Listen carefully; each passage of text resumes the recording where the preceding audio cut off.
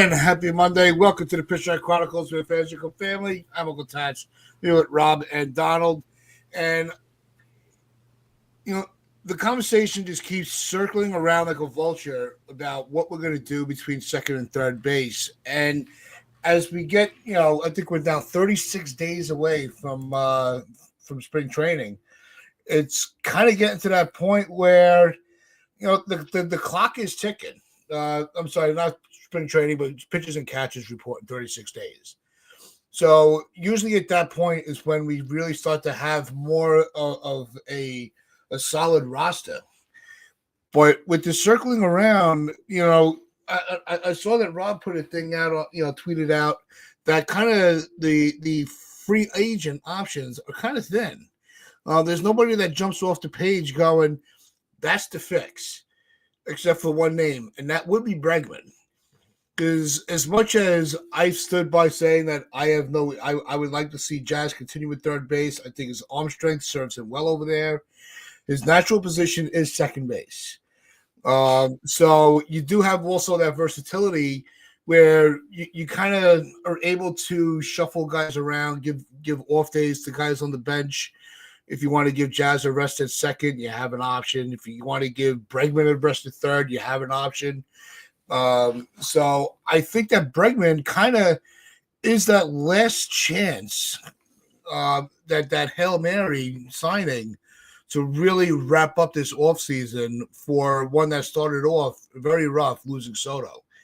And I think the Bregman signing would kind of put a lot of minds at ease, saying, okay, we did not get the biggest fish, but we got enough fish in the bucket where we could actually have a pretty substantial haul for the offseason.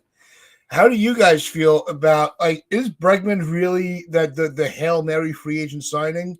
Rob, we'll go to you first. I don't think he's the last chance. He might be the best option. There's still Ha-Seong Kim's still available. I know he'll be hurt for the first month and a half or so, but that guy can play defense no matter where you put him. So I wouldn't be opposed to that. But Bregman just makes the most sense in terms of what we're trying to do this year, which is still try to go back to the World Series.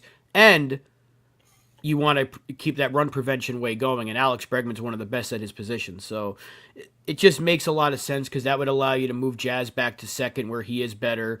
I'm perfectly fine with him staying at third, but this would get Jazz back at a position that apparently, according to Curry and Kay, they think the Yankees want him at second base. So kind of means you need a third baseman if you're going to do that. This would make our infield probably the best it's been since 2009, those years with Jeter and Cano, Teixeira, and A-Rod.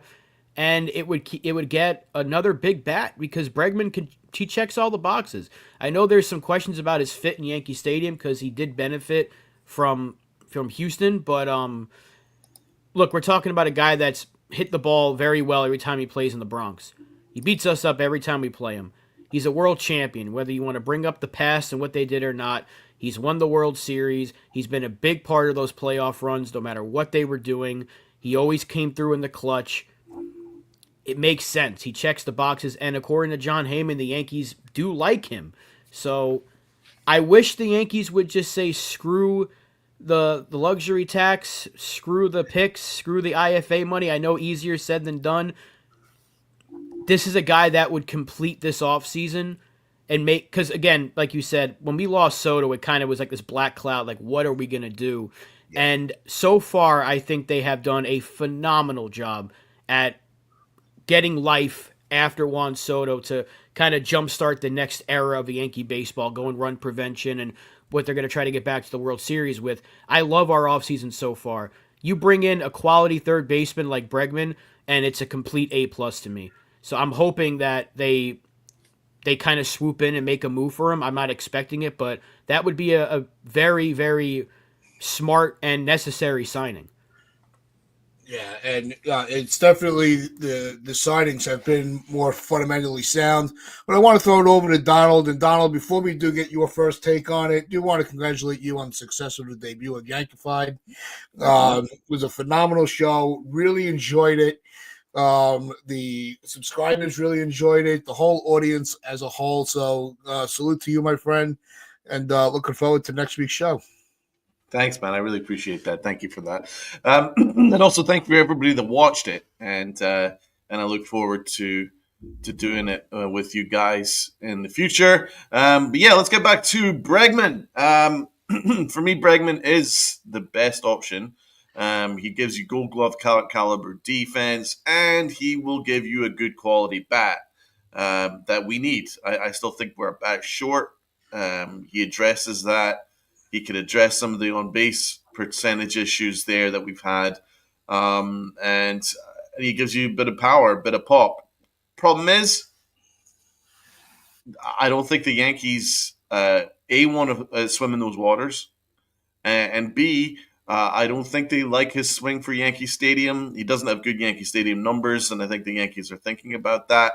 But if I mean, to be honest, if I were advising them, I would say, yeah, I think you do it. Now, it means they're going to have to take a hit with the luxury tax and the being over the COVID tax. But it really depends on the Yankees' mindset, and this is an important thinking.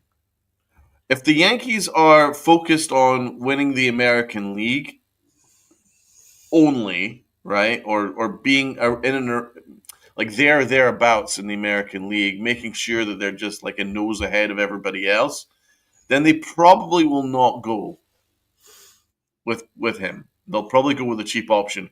Why? Because the team's already kind of there. You know, they've already kind of put together a roster that's good enough. I don't think it's like automatically good enough, but it's certainly good enough to be in the conversation to make the CS as it stands without making any further moves, right? Or are the Yankees thinking we need to actually compete with the Dodgers because this Dodgers team is a juggernaut. They're signing people for fun. They've got this all-star team it's just a phenomenal team. They're a juggernaut and they don't care about spending. Because if you compare the rosters, it doesn't compare. The Dodgers would wipe the floor with the Yankees as it stands. I stand by that. And they did that obviously in the World Series, and that was with Soto, but now we don't have Soto, so they're going to absolutely destroy us. It just depends on their mindset. If they think, you know what, we're good enough to sneak through, get to an American League Championship Series, and maybe get a good shot of winning it, and hey, we'll take our chances. If that's their mindset, then they probably won't do anything that significant. Maybe make a small deal. But if they think, you know what, we need to try and start competing with the Dodgers because they are running away with this thing, then we're going to have to start spending some serious money. And then that might open the door for a Bregman. But I think as it stands, I don't think the Yankees are involved in it. And I think the Yankees, you might be looking at them making a deal for like a Lux of the Dodgers, like a smaller deal, and hope that he gives you a little bit of something. I think Lux is more likely than Bregman at this point. Outside shot Arraez, very outside. I don't think he really fits what the Yankees are looking for either, but I think they're more likely than Bregman. Other name I've been seeing in the chat is Correa. I love Correa. I've been wanting. I'll be honest. I think the Yankees should have signed Correa when he was a free agent a couple of years back. Rob. I have an update from Talking Yanks. The Yankees have continued to discuss a Luis Arraez trade with the Padres per Jeff Passan. Wow. So Okay. he also says that the Yankees have looked into Gavin Lux for second base as well. So apparently the Yankees are in on Arraez. I don't know how far into talks they are. I would have to read the whole article, which is probably locked behind ESPN. But that was just put out from Talking Yanks like 30 seconds ago. Wow! Breaking news. Great job, Rob. That's really interesting. Okay, so let's pass that to Tats, and while I try and see if I can get that full article up. Yeah, no, it's look, Arias is one of the guys that I had on my, if we didn't get Soto show, and I think that the deeper dive, look, Arias would be a great addition to this lineup, whether a leadoff hitter because he can get on base. He does not strike out a lot. He doesn't have, his walk rate may be a little low, but his on base percentage is really something that is not going to mirror Soto's ability, but get as close to it as possible. The question with him is going to be his defense. The deeper dive you look at his defense, it's worse than Torres's was. And do the Yankees want to take that risk of really minimizing the almost negating some of the fundamental moves they've made on a guy like Arraez? So I think that they're in a tough spot because they need that guy that's going to be able to put the bat on the ball and move runners in or get on base in front of Judge and the bigger bats. Are we willing to sacrifice the defense at second to do so? I think that's going to be the biggest question weighing on the Yankees' minds. The thing is I with do have, Arias. Oh, go I ahead, do have Donald. the article up. Okay. It's under the heading teams that have been winning the offseason, and obviously the Yankees are one of the teams that's mentioned. It says here, no player is bigger than the organization. The Yankees have long operated with that mindset, and never did it suit them better in the aftermath of Soto's defection to Queens, perhaps the best hitter in baseball. Soto instead chose to sign with the Mets. Rather than lament the loss, the Yankees went right to work. They signed Max Fried. They traded for closer Devin Williams, center fielder Cody Bellinger, gave Goldschmidt $12.5 million. Made a good deal for Fernando Cruz and free agent Jonathan Weisiger. The Yankees are unquestionably a deeper team, and they're not done yet. They've continued to discuss Luis Arraez with San Diego and inquired about Gavin Lux, whom the Dodgers could trade to fill their open second base spot. When the contract demands for relief pitching drop, the Yankees could dabble there too. So yeah, that's what they're saying. I'm actually kind of excited about Arraez. I think he addresses that leadoff spot situation very, very well. Kind of excited about that possibility. I know he's not ideal in terms of defense, but that dude is a crazy hitter, man. He's like a 320 hitter. You stick him at the top of the order to set the table for an Aaron Judge, and now I'm starting to think, okay, now I can see a vision here. Now I can see a vision. I can live with mediocre defense at second base if you're getting kind of good quality defense in the rest of the lineup. I can live with that. So you're going to get some good offense. I'd love Arraez. Love Arraez. It's interesting. Not mad for Lux. Not mad for Lux, but Arraez, yes. Yeah, I'm not too high on Gavin Lux. The Dodgers are seemingly giving up on him in a sense because they had to move Betts to another position because Gavin Lux couldn't handle as a shortstop. They just brought in Song Kim. Of course they did. Once he becomes an option for the Yankees, he goes to the Dodgers. But yeah, the thing with Arraez, it's like I think you have to put him at third. Ken brings it up. Arraez has limited range. That is why his defense is problematic. If he is shifted to third base, could that impact his defensive issue? Maybe. I don't think he'd be good anywhere. Honestly, defensively, he's terrible. But if you do move Jazz back to second, you'd have 3/4 of your infield at their best positions, and they'd all be plus defenders. That could help.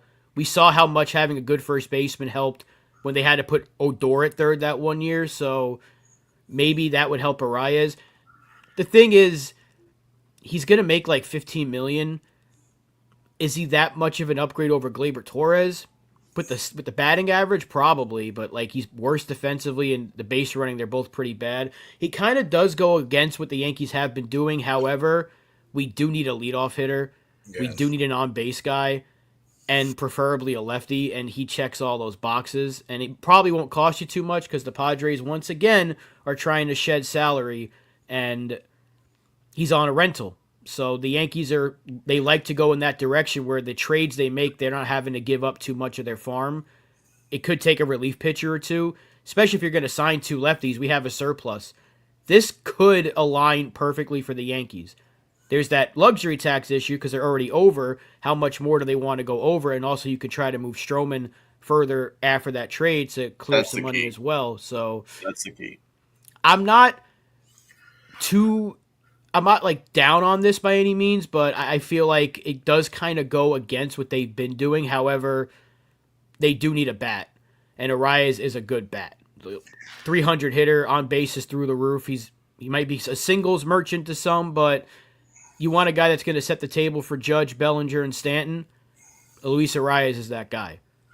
That's the funny thing is there's always seems to be somehow negative connotation to getting on base. How is that negative? You know what I mean? Like a base hit is a good thing.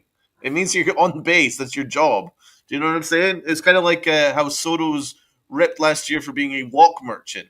Oh no! How dare he get on base 50% of the time? You know what I'm saying? It's like I don't really understand that. I think this is a modern, it's like maybe the modern take, which is a little bit off, where you diminish people that actually just find a way to get on base. I think that's a good thing. It's a good thing, as far as I'm aware. Yeah, and Arraez is a guy that's been kind of preventing Judge from winning the Triple Crown a couple times because of his ability to get the hits. So it's kind of you can almost see where he feels such a need for the lineup, but I'm still and I was all over him in the beginning of the offseason. To dive into do we put him are those metric numbers between first and second base? Because first base, again, a player being put in a position that he's not comfortable with. If they put him back at second base, is this going to be a situation where he kind of finds his own again in a ballpark like the Bronx, and still be a solid contributor to the lineup?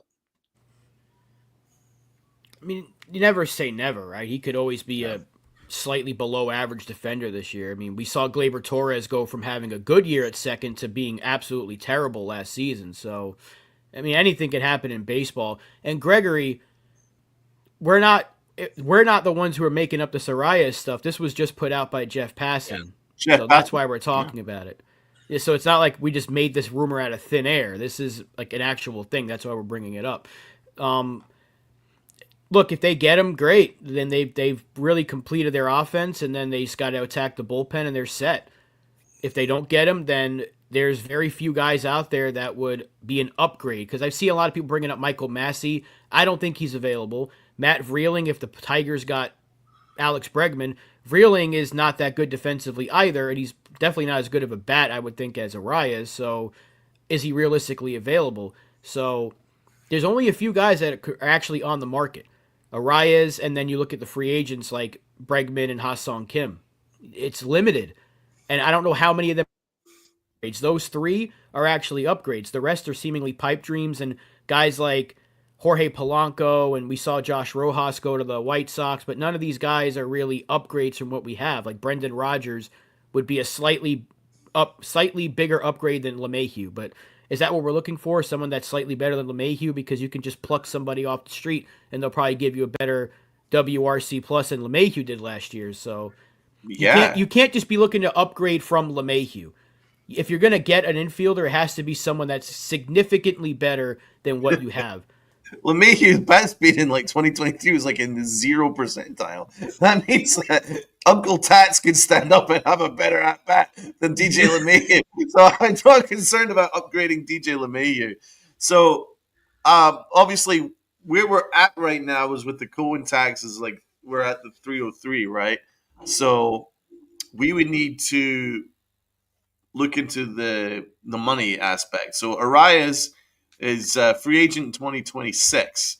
Arbitration 10.6 according to Fangraph. So that's the 10.6 mil is where he's at the moment.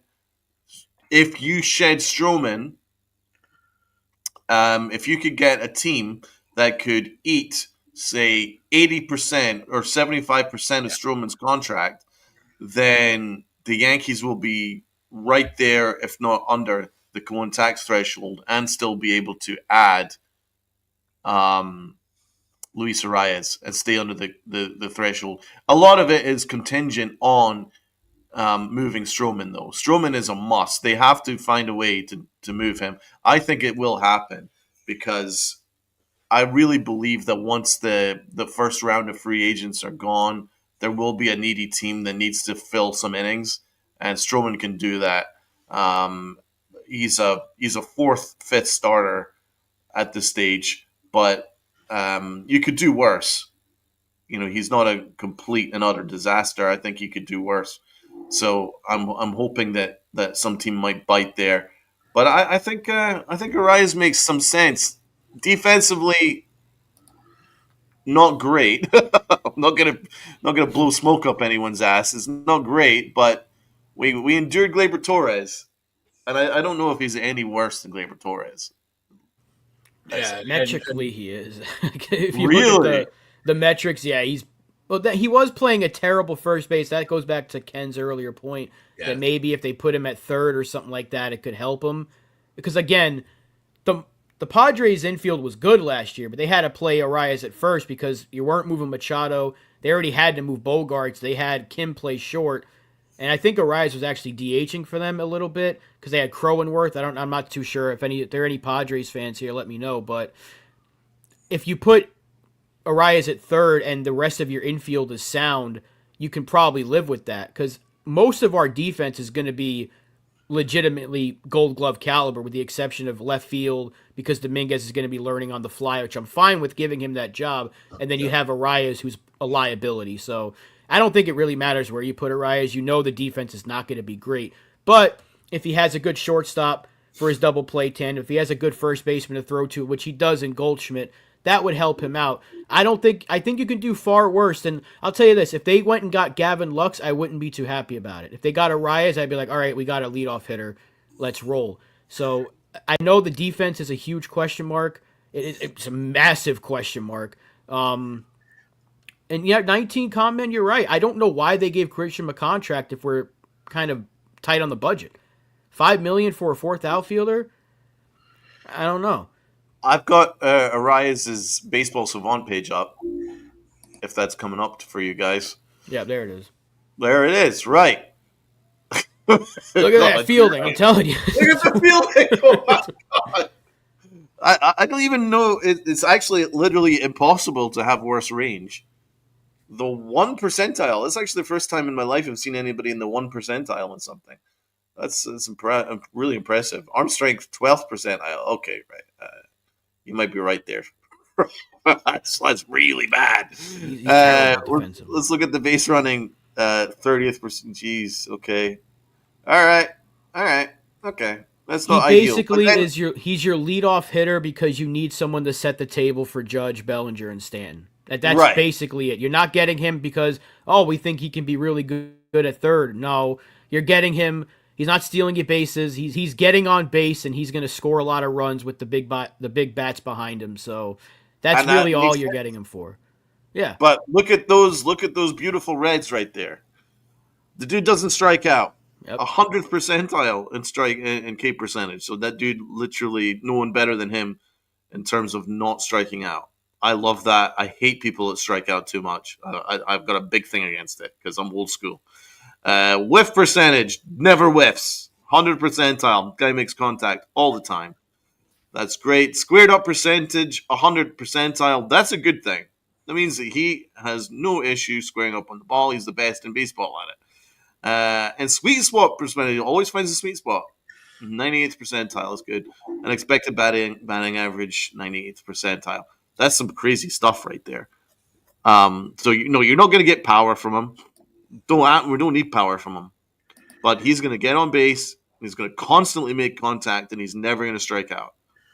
Those are the kind of hitters, by the way, that win you championships.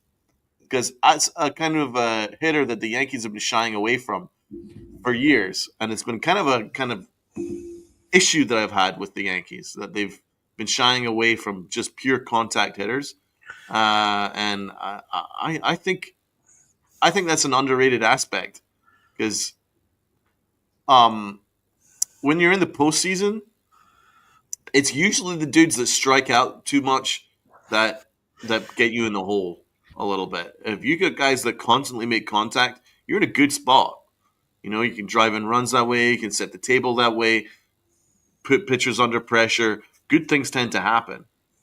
I think Arraez would make sense. We just have to suck it up with him and defensively. But I love the fact that he's just a contact machine. Put him up lead off. Set the table for Aaron Judge and Big G. Now we've got a batting order. Let's make it happen. Yeah, and even if you end up with your 7, 8, 9 in the lineup with, gold, say for argument's sake, Goldie, Dominguez, Volpe, and then you turn the lineup over to Arraez, that's where Arraez can also have his RBI count go up. Where a single in the gap could still bring in a couple of runs if there's runners on base, especially guys like Dominguez and Volpe specifically that have the speed to get that extra base. And it puts new guys on the bases for when the big guys come up with Judge, Belly, Stanton. So I think that it's a formula that is a win 100 every day. On offense, it's still going to be, and the defense is going to constantly come into critique. I'm willing to say, okay, yeah, we have some pitching that's more ground ball oriented, but our bullpen we now have two legitimate strikeout pitches in the pen. One of them is our closer. So I think that everything would balance out where the tough play on defense is less likely to cost you a game. So is the gamble worth it at that point? I think it is. Yeah, well, you've been championing him from the start, so that way. We've got 100 people in the chat. We haven't said hello to the chat yet, so let's. What do you guys think? Should we say hello to everybody in the chat? We always should. We always should. Jonathan says, do you really think they can get Arraez? Well, I mean, if Jeff Passan says that we're discussing a trade to try and get him, then yeah, I would say that there is a chance that we can get Arraez. We've got Li saying, I don't like that the Yankees are looking at Luis Arraez. It would be a terrible move, which convinces me that it would be a great move. If Li thinks it's a terrible move, then it's 9 times out of 10, it's a fantastic move. So, because everything that Li ever says is usually wrong. So, and John S., when will the Arraez trade might happen? I have no idea. We have to wait and see. Regil the Great, low strikeouts and guys who constantly kill drives with double play ground outs. DJ LeMahieu, facts, absolutely facts. Jonathan points out 22 likes. Exactly. So there's 100 in the chat, and there's only 22 likes. Come on, guys. I think we could do better than a fifth of the people watching hitting the like button. So hit the like button. Stevie B agrees. What else have we got here? 19 Con Man likes the move. He doesn't strike out or walk. He's the best pure hitter in baseball. I do like that he's a pure hitter. What is the Ken got to say? Ken Claus. I think that the Dodgers would be more willing to move Muncy before they move Lux. I'm not sure if a Muncy trade would benefit the Yankees, though. Okay, let's pass that to the panel. Muncy would be I don't know what they want. Why would they want to move him, though? Because he's always seemingly coming through for them when he does play. I don't know what the Dodgers. They have like 100 infielders right now. They're putting bets in the infield. You still got Lux. You still have Muncy. Obviously, Freeman's not going anywhere.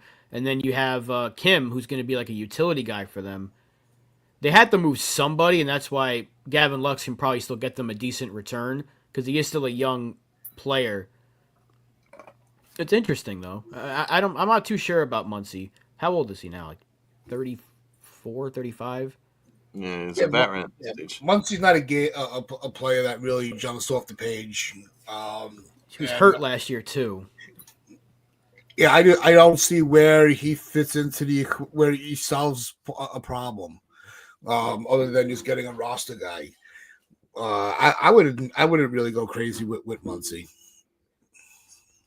But Graham Highlander, Verling, 257, 16 homers, 57 RBIs, 133. Arraez, 314, 4 homers, 46 RBIs, 200 hits. Quite like those 200 hits. Not going to lie. That would be quite nice. Yeah, Vreeland would be a middle of the order type of bat. Where if we're getting Arraez, guys, we're not asking him to hit 15 home runs and drive in 75. We're asking him to hit 300 with an on base well over 340, 350 at least, and set the table. So there's a big difference between those two players. Like, we need a leadoff hitter right now, and that's why Arraez would be a better choice in my opinion. But I still don't think to me, he wouldn't be my top choice. But I'm not going to say, no, I don't want him. We did spend an entire year complaining about defense from Gleyber Torres to then go and get an even worse defender. It's kind of like, is it a bit hypocritical? But we desperately need a leadoff hitter. So I guess Chet says the Yankees should never have traded Durbin. He would have been our leadoff hitter eventually and a great fielder. I mean, I'm not going to walk back and say that that the trade that we already made for Williams was an absolute steal, which it was. I think if you can get a chance to get an elite closer, then you do it. Durbin looked exciting, but we don't know what he was. We don't know. We've never seen him at the big league level yet, so I don't want to overrate that. Williams is proven. We've got ourselves our closer. I'm not going to walk that back. I think we can find an infielder. But, maybe you're right. We'll wait and see. FJ is excited by Arraez being a 323 lifetime hitter.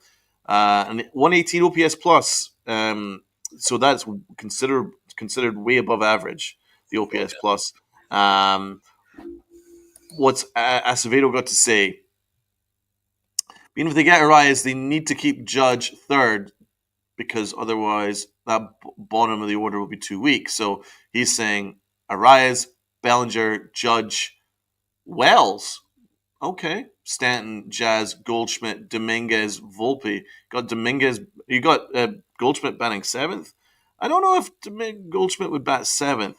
I think it's more likely that he goes in between Judge and Stanton, I would say. But that's a decent lineup. If you get Arraez, it's a deeper lineup, and I'm actually all right with that. So John S., are you sure the Arraez is true? Yes. Thank you to Jeff Passan, who once again saves the day. Jeff Passan from the top rope. Damien says, sorry, goodbye, Durbin. Yeah, I mean, I'm not going to overrate that. Green says that's correct. Donald Durbin is unproven at the show. We don't know yet. He could be really good. We don't know. We'll wait and see. But one thing we do know is Williams is an elite closer. So I think you take that.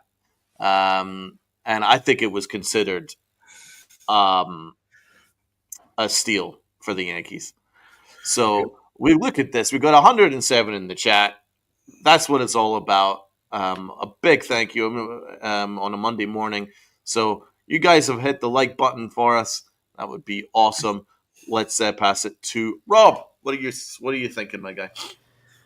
Yeah, I'm excited to see what's next. If it is Arraez, we got our leadoff hitter, and then we figure out where to put him. That most likely means he's playing. Well, obviously, he'd be playing second or third. We'll see what they do with Jazz. I think we have to wait at least another week, because Friday's the arbitration figure deadline. So Friday the teams will exchange arbitration numbers, and then the Yankees will have an idea of how much their guys are going to make and how much these arbitration players are going to be asking for. You'll see a lot of guys signing to one-year deals, obviously, to avoid the arbitration. And then I think you'll start to see some more moves. Maybe the Yankees then go attack the bullpen market, and maybe that's when they swing a trade for someone like Arraez or they sign a Ha-Seong Kim, whatever they might do, because then they'll have an idea of where they are budget-wise. Because I think they're going to go over 301. I don't think there's a way you can actually stay under it without improving the team. Even if you trade Stroman and Grisham, you still got to get two relief pitchers, and you still got to get a good third or second baseman. Those aren't cheap. So I think you have to go over 301. It's just a matter of how much they're willing to go over. And Arraez, if you get the Padres to eat a little bit of money, maybe, because they're trying to trade him to shed salary. So if they get him to eat a few $1,000,000, it could benefit the Yankees there. So I'm excited to see what's next, but I just know that Friday is an important day in the baseball calendar. So I think after that, maybe the weekend, you'll start to see some more moves, some more trades and signings happen. Okay, that's good info right there. Let's. Yeah, I'm no, going to check out Lux while you guys talk. yeah, no, I think I think the that Cohen tax threshold. I think staying under that at this stage of the off season is a pipe dream. They're gonna have to go over if they want to remain competitive, especially with the way the Dodgers are just so aggressive, and they bat their eyelashes at a player and they get whatever they want. So I think that this is a necessary move to go over and look at players, even if it does put them over to 301. I don't think they have a choice. Could they shuffle salary around before the start of the season and kind of get? Because I think it's like I think Rob, you said it last week. It doesn't kick in until the end of the year. So even if they do go over, to 315, 320, and they're able to move with Stroman mid-season, and a couple other players, it's very easy to get back under that the 301 mark by the end of the year. So it's not going to affect them right now. So why worry about it now? Cross that bridge when you get there type of mentality. Just put the best competitive team that you can on the field.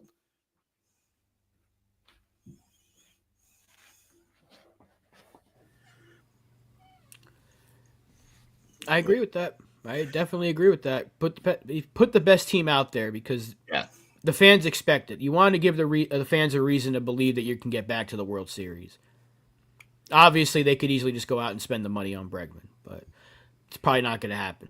The only reason we brought it up, Nicholas, is because we're trying to figure out who the Yankees could get to upgrade their final positional need, which is infield, third or second base.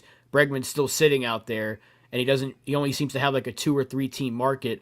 So it just makes kind of sense, like why maybe the Yankees could swoop in. We know it's not very realistic because they don't want to give up the picks and the international money, but as of right now, everything's still an option because he's still available.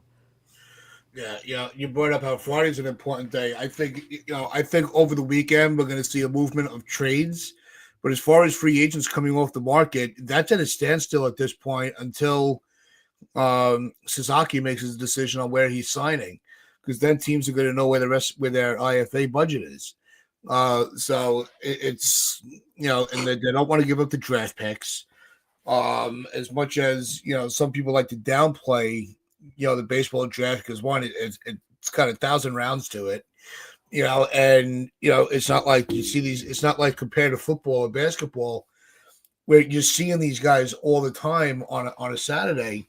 But it's you still have to take that gamble. You still need to develop players, even if it's just to trade them away like the Yankees do, because they don't really utilize their players very well as they develop. So they have to make the Yankees are not in as tough a position as far as filling out this roster than people may think. And I think that they're actually doing everything right. We said it fundamentally at Baseball IQ, the Yankees have made the right moves to make it a more fundamentally sound. Now it's just a matter of pretty much what are you going to do with third base or second base, depending on which player they can get. And they need to, another lefty in the bullpen. And I think you can put your feet back and wait for the season to start. So we've got Lux's Savant page up here. I mean, just looking at it at first glance, nothing defines mediocre more than this page alone. I mean, if mid was a baseball player, I think that's what it would be right there.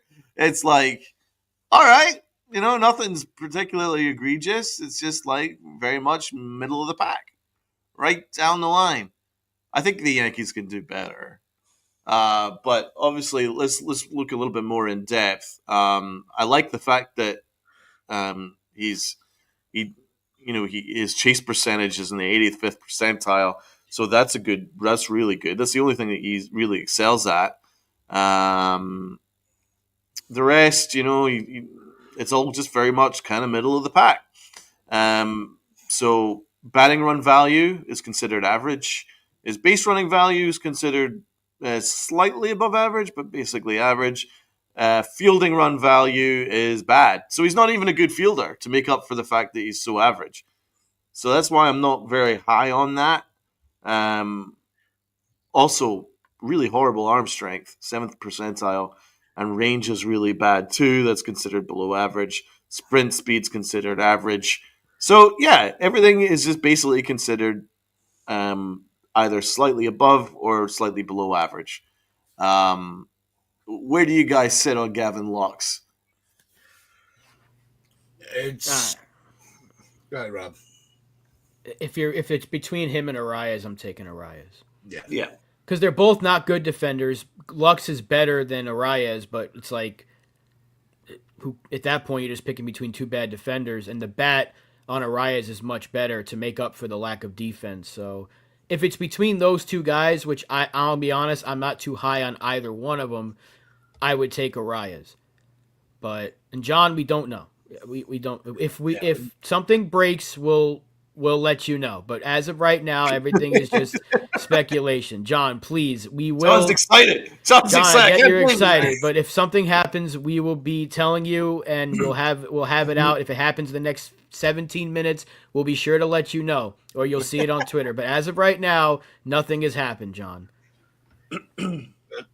Believe me, that'd be great if it broke while we were on the air. We would love it.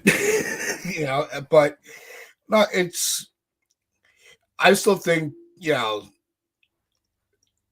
Arraez just feels such a huge issue that the Yankees have had. And that is, a guy that could put the bat on the ball, a leadoff hitter, so I think that they have no choice. Excuse me 1 second. All right. Well then, mid-sentence, Tats cut out. Hope that everything's okay over there. Okay, let's ask the chat. If it's between Lux and Arraez, who are you taking? I think it's a pretty easy choice, but I want to see what the chat has to say. If those are the two options, take everybody else out of the equation. Take Bregman out, Arenado, Ha-Sung Kim. They're not available. If it's between Lux and Arraez, who are you picking? Jeffrey DeLuna says Arraez for sure. Lou says Arraez easy. FJ says Arraez no brainer. Terry says Arraez. Rajil says Arraez not even close. I think you take the 320 upside, batting average upside. I think at least you got someone that is going to constantly be a pest to pitchers and set the table. I mean, Lux is just the definition of just like mediocre, just he's a microwavable meal. It's what I mean. It's not bad. It's not good. It's just all right. You know what I mean? It serves a purpose. That's all that he really is. At least Arraez gives you a little bit more excitement and quality, and he'd really up that lineup. He'd really make that lineup good. I don't know what Lux would actually add to the lineup. What would Lux add to the lineup that, say, Peraza wouldn't? Peraza's probably better at this point, right? Right. You know Peraza would give you really good defense. His speed would be there, and if he can just hit like 250, I think Cabrera would probably be on par with what you'd get. Maybe Lux would be slightly better offensively, but I think Cabrera would be better defensively at third. That's what I'm saying. Like, Lux he's not really a significant upgrade over what we have. Arraez would an upgrade offensively. And Right. And the thing with Arraez is, Stanton is going to need time off. Arraez can easily DH, and that's where Peraza, Cabrera, someone like that, or DJ LeMahieu can come in. Because Stanton's going to miss time. It's just inevitable. It's a matter of when, not if. when he's going to go on the IL. So that's where Arraez being a DH is actually going to benefit the Yankees. Yep. No, it's when you think about the bench pieces that the Yankees have available, it kind of it makes it it gives you the option at the end of the game, if it's really a tight game, to have a defensive substitution. And you put in a Peraza or a LeMahieu at second base, or Peraza or Cabrera at third, depending on who's where Arraez plays in. But I think the other point you brought up is even more beneficial, and that's giving Stanton, having a legitimate back to give Stanton the rest days that he needs to make sure that he's healthy for October. So there's another, check mark in the pro column for Arraez. Yeah, Ken's got a point here. Arraez helps improve last year's extremely poor situational hitting. Yep.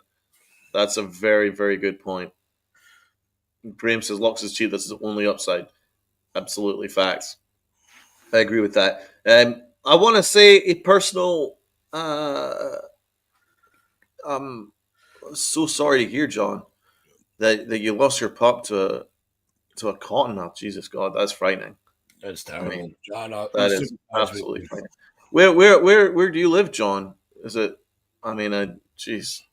Are you near where cottonmouths hang out? Like, how did that happen? That is frightening. Like, that is genuinely frightening because Uncle Tats is a dog owner. I absolutely love dogs. I can't imagine anything worse. Dogs are for more important than humans as far as I'm concerned. South Florida, oh man, that is freaking brutal, man. Well, my absolute heart goes out to you and the family, and it's has to be frightening. I hope you're all right. We're a family, and hopefully we're helping to cheer you up a little bit during a really rough time for your family. So. Yeah, Razil, that's even scary too with the Gators. That's tough. Seen a few compilations with household pets, First Nature, and it's not pretty. South Florida is a breeding ground for psychotic animals and weird creatures. So trust me, it's. That's right. You live in Florida. Yeah, there's a lot of weird things around here that you don't see elsewhere. Have you seen snakes and stuff? Oh yeah, that's why the Florida man's a real thing. Because you have to be like mentally strong to deal with some of these. That's why you see Florida people like fighting these things or just casually walking up to gators. I'm not going to get into a whole spiel about the Florida man. We know it's a real thing. Trust me. If you don't believe in the Florida man, come here for 10 minutes and you'll experience what a Florida man is. But I don't know if I'm a Florida man. I don't think I could deal with that stuff. Like that stuff scares the bejesus out of me. I'd be walking out like Woody Allen, just be like constantly afraid of my own shadow. Be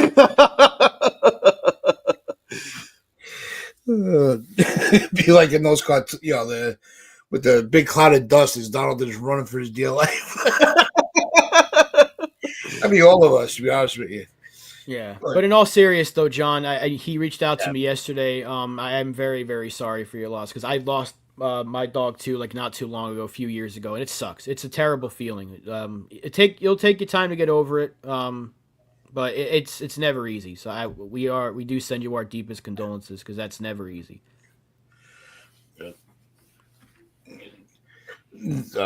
Getting back into the Yankee chat before we sign off, but the options are not might not be the most ideal options. It's not the ones that everybody is just going to be like throwing their pom-poms up going, that's the move. There's going to be there's been critique to any move that the Yankees have made this offseason. But if you take a minute to step back and be like, all right, does this fit a need or is this for show? And the one thing I think that everybody can agree on is all of these moves have fit a need. They're not just getting a player just because they're the shiny object. No, they serve a purpose. We needed to solidify the closing position. Boom, Devin Williams trade. We needed a legit. We needed a solid first baseman that can still give us a little bit with the bat, but is more defensively sound because of the pitching being ground ball oriented. We have Goldie. We needed an outfielder to take Soto's spot and work with players like Dominguez, who better to have his back than Bellinger. And you also have Judge out in the outfield to coach him along. So there's been a need. Everything has served a purpose, to this roster for going into 2025. And if they're able to get, I mean, Arraez, like I've said over and over, defensively is not the guy that you go and that serves, it might hurt us. But the need that he does fit is he would be the leadoff hitter that we have not had in a long time. It's been a while since we've had a legitimate leadoff hitter. If the move is Bregman, then you get Jazz back at second. No harm, no foul. You're still getting a guy that's got a little bit of pop. Can gives you the all around batting. He'll look for average. He'll drive in runs. You don't have to worry about the hot corner. So they're not looking at players just to look at them. There's a reason why these names are being brought up, and I think that's where you have to kind of relax a little bit. If they're able to get Sasaki, that'd be great. I don't think he's coming. We all know where he's going. He's just kind of playing the field right now. But we still have a deep rotation, a solid rotation, and we have our 1A with Fried to pair up with Cole. I mean, every move that the Yankees have made has been a plus move. So I'm giving my trust this offseason, which I very rarely do, knowing that Cashman is coming in with a very different mentality where let's go fundamentals instead of flash.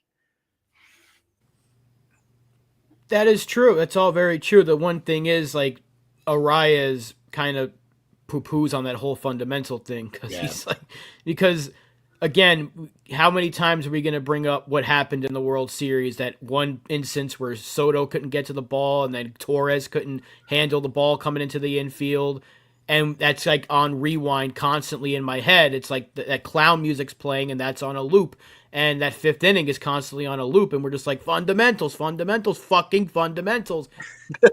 Luis Arraez completely poo-poos on the whole thing. So as much as I like his bat, I love his bat, and he does fill that leadoff need. That if you bring him in, it just kind of goes against everything else you've done. But basically, 6 of our 8 infield positions are going to be Gold Gloves, essentially. Wells, Goldschmidt, Jazz, Volpe, Judge, Bellinger. I think Dominguez can handle left field just fine. He's young. He's athletic enough to handle it. Plus, having Bellinger in center will help him out. I'm just very, very concerned about Arraez's defense. Like, I'm like terrified of it because I have PTSD from Glaber. We all do, and we finally got rid of that. So to bring basically a worse version of him defensively with a better contact bat, it's like, we got a leadoff hitter, but who's to say he won't still have those major defensive yips at third this year, and we're just kind of like still kicking the tire of freaking fundamentals. It's like, God damn it, here we go again. I don't want to go through that again. So if they bring him in, I'm not going to be mad about it, but he wouldn't be my top choice. That's all I'm saying. But we do desperately need a leadoff hitter. I mean, let's not forget, I know that the bats aren't exactly the same, but Rafael Devers is a horrible fielder. I mean, his range is in the 8th percentile, and his fielding run value is like minus 5, and his range is like minus 6. So all I'm saying is, you can live with that if the bat's good. You can live with it. I mean, I don't think anyone really gives a shit about Rafael Devers' bad defense at third because that guy's just one of the best pure hitters in the game offensively. So I'm not saying Arraez is the same in that regard. He's not nearly as good offensively, but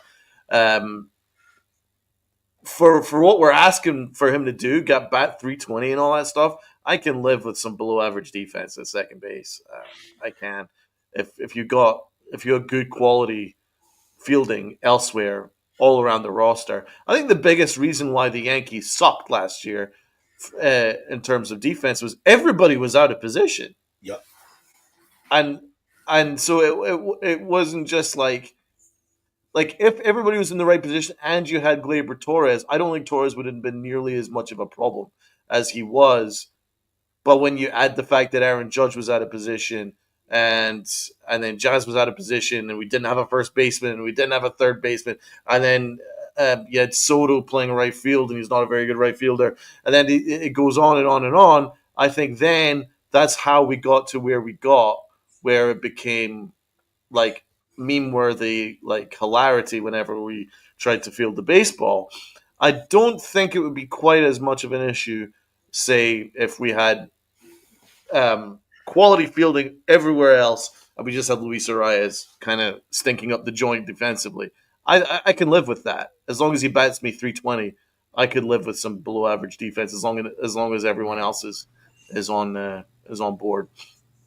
No, I get that. I completely get that. Trust me, I think the infield in general is going to be really, really good. Like I said, I'm not going to be, what's up, max coverage? I'm not going to be like kicking, I'm not going to be mad that we got Arraez. I just think that move does kind of go against the whole run prevention thing. But again, if Jazz is going back to second as a result of bringing in Arraez, then I think that could work out because you have 3 infielders that are really, really good and one who's bad. Your outfield's going to be better. Wells is a phenomenal catcher. And even if Alex Jackson's the backup, he's a great defensive catcher as well. I think we're going to be able to survive it. And interestingly enough, you bring up Devers. Red Sox are trying to get Arenado, apparently, or Bregman. And if they do, Devers would go to first because for some reason they're making Tristan Casas available for trade. I pray that if they bring in Arenado and they trade Tristan Casas, please go ahead and do that.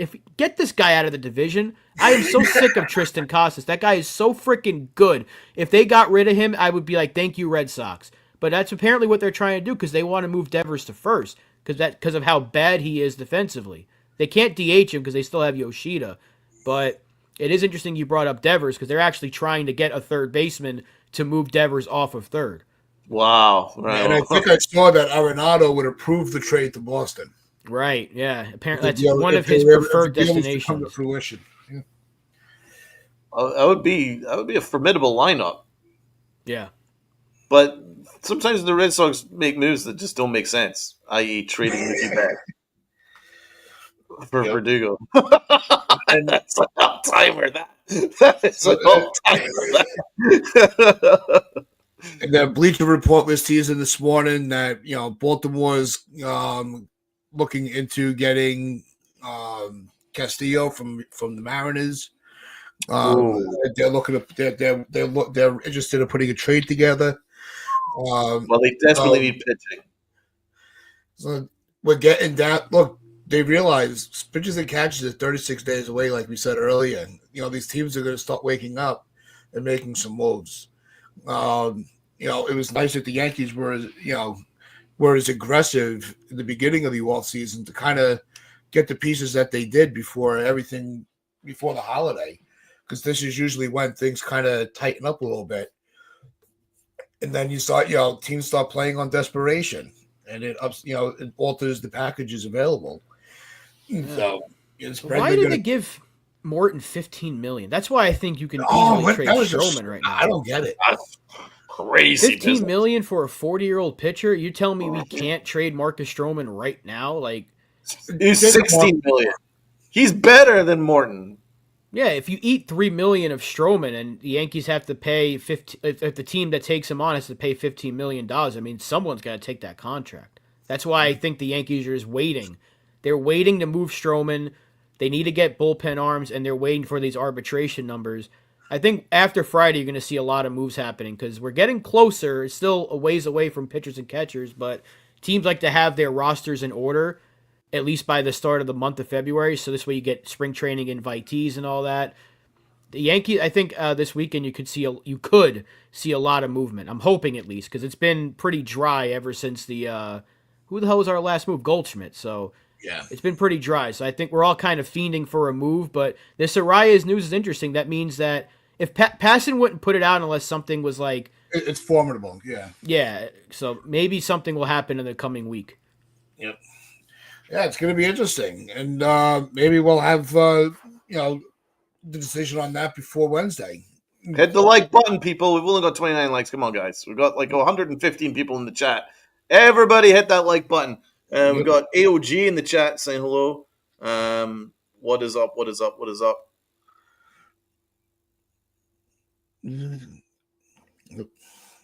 What that is going to bring us a great deal. Knock 3 off Stroman. Offer him for 15 in a trade. You think he will do it? And teams will jump. You would think so. Yeah. I think even for the full contract, there's going to be a team that'll jump, especially as it gets closer. And I also, even if Stroman, with the history of his first half, I think that's something that could easily persuade a team to make a move and try to get him if there's a need for pitching. So I think that Stroman is definitely a very tradable piece. AOG is begging for Breggy. I'm a little begging for Breggy. Yeah, I don't blame you.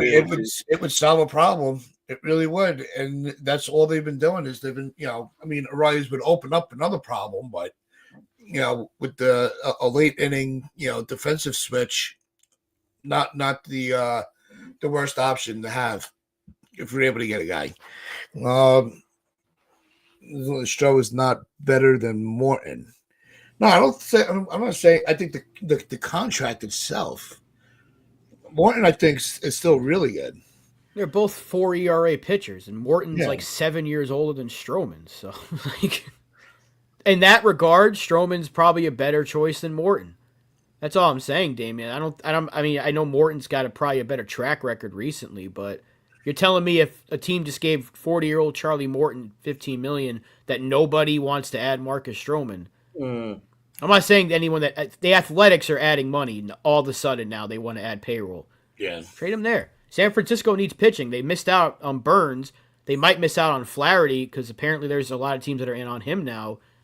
They're going to need some pitching. I'm just saying there are teams out there that are looking to add payroll and add pitching. Marcus Stroman is a luxury for us right now because we have 5 starters ahead of him.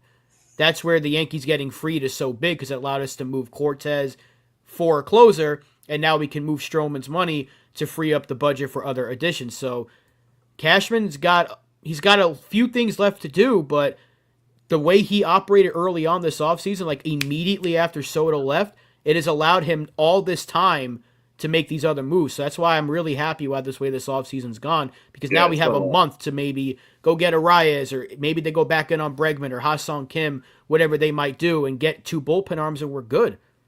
Yeah, Max Cover says, do y'all think we would have to eat any of Stroh's money, like $5 to $7 million, in order to trade him? Well, if that came to pass and we did have to eat $5 to $7 million, we'd still be able to get Arraez under the going tax threshold. So I mean, listen, I don't care about the going tax threshold, but Hal Steinbrenner does. So that's why I point that out. I think that would make a hell of a lot of sense. I really do. Yeah, the vesting options that could be an issue, but as long as it's not our issue, I really don't care. But no, I think and like we said, the tax doesn't come into effect until the season's over. So if the Yankees go into the season at like 315, 320, and that's very manageable to get back under by the time the season's over. As long as the front office remains a little cunning and a little creative. Ooh, so there's definitely options. Players Union is about to file a grievance against the Marlins and A's. Ooh. Oh yeah, that's why. Why do you think the A's are adding money all of a sudden? They spent $0 just until they got out of Oakland. Now they're playing in a minor league ballpark. It's like, you know what? We should probably bump our payroll up to $100 million. The Marlins are next. The Marlins are what is isn't it Raziel says they're a money laundering scheme? I don't They know are. what the fuck they're doing. That team, it was a playoff team like 2 years ago, and they Right. every time they make the playoffs or they win a World Series, they blow up the roster.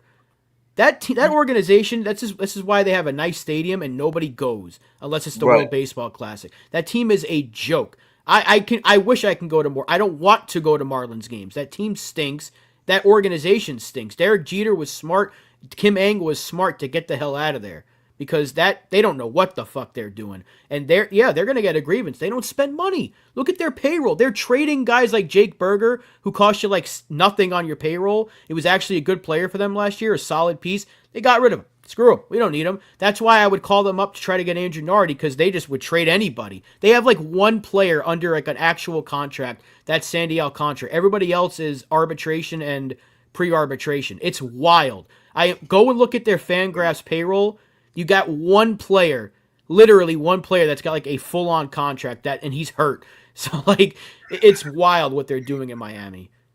Isn't it crazy that like maybe the A's and Miami were watching the movie Major League and we're like, that's a great idea.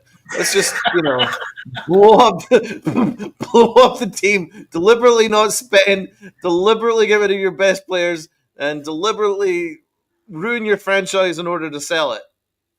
I know it's a comedy, but I think that's a great idea.